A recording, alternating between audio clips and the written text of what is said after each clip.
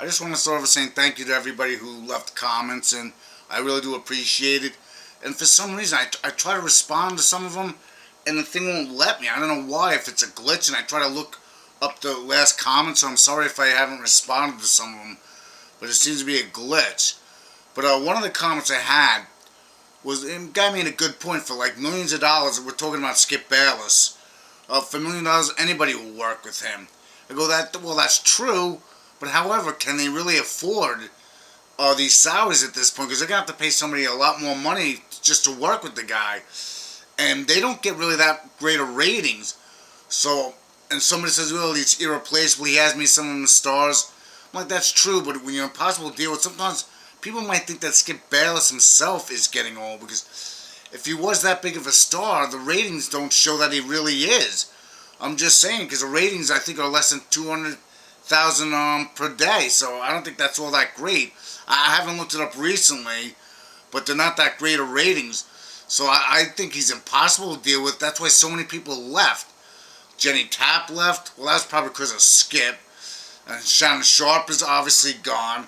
Some people say, oh, maybe Michael Irvin. Well, he's got this whole legal issues. So, to me, because I saw this on, like, I believe it was on one of the articles, I think Fox said, the problem is nobody wants to work with Skip. So that could be a problem, because you got to get some guy that's a star, which means you're going to have to pay him a lot. And I don't think they're bringing in that much money. So it can't be somebody you never heard of. My only thing is maybe they shouldn't use another athlete, because Skip Bayless did take cheap shots at Shannon Sharp, which I thought was classic and uncalled for. Because at least with Stephen A. Smith, he never played the game either. So they could battle back and forth. But sometimes these arguments get old. I look at Mike in the Morning. It wasn't really a debate show, but they'd argue back and forth. I remember a lot of people said in their comments that it's starting to, run its course. It's getting old.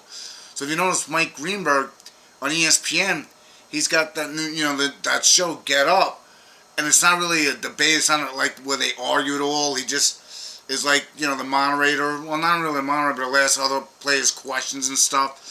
So they never really argue or disagree a whole lot.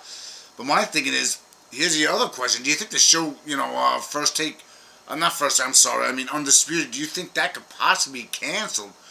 Because the ratings aren't that great. I think the whole, and somebody made another good point, was these whole debate shows are getting old. And since you have someone that's impossible to deal with, and the ratings aren't that great, so do you think they'll actually find a replacement? Because Skip Bayless doing it on his own, I think that would be an utter disaster.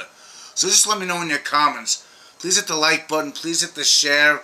Please also hit the subscribe button. And I'll talk to you later.